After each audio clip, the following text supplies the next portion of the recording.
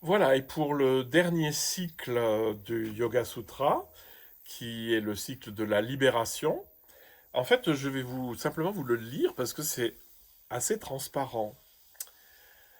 Donc, on estime que l'expérience de l'unité est acquise, c'est-à-dire que par la méditation, qui commence par un nettoyage des relations extérieures, un nettoyage intérieur, la posture, la respiration, l'intériorisation, la concentration, enfin l'attention, la stabilisation, donc la méditation et l'état d'unité, c'est considéré comme acquis. Et donc on va un peu plus loin.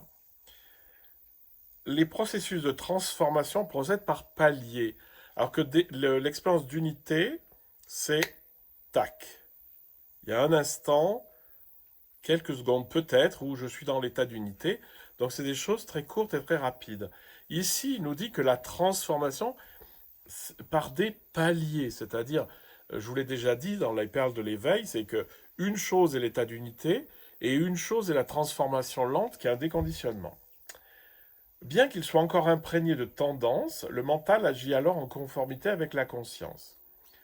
Celui qui voit la distinction entre la conscience et le mental n'a plus de doute sur la réalité. Le mental qui a senti cette distinction approche de la libération. C'est ce que vous retrouverez dans le Samkhya, que j'ai traduit sous le titre de la danse mentale à l'éveil. C'est cette distinction entre un principe de conscience en moi et le principe mental.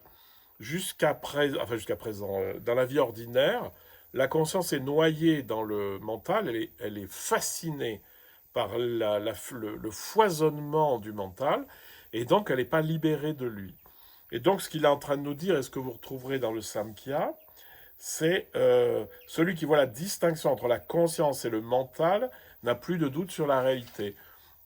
Une fois que vous avez senti ce que c'était que l'espace immense qu'il y a en vous, euh, et de voir que c'est pas la même chose que les pensées les pensées, les images, les souvenirs, etc., qui dansent devant les yeux de la conscience. Une fois que vous avez compris que c'est pas la même chose, on n'est plus très loin de la libération. Il y a parfois encore quelques influences des empreintes latentes.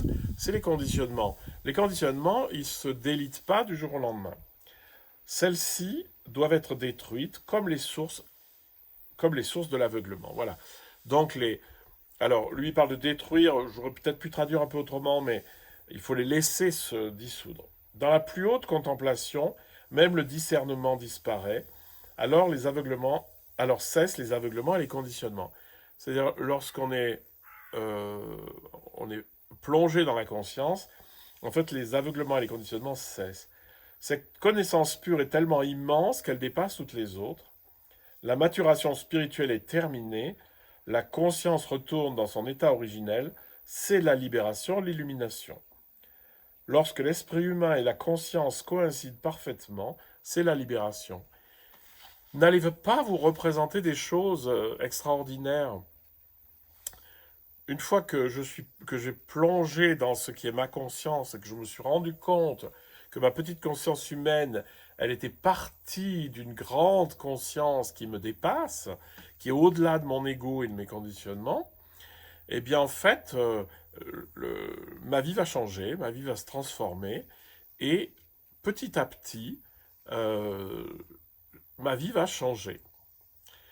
Eh bien, je vous invite tout simplement à essayer, et puis à vous dire que c'est pas un truc réservé à une élite spirituelle.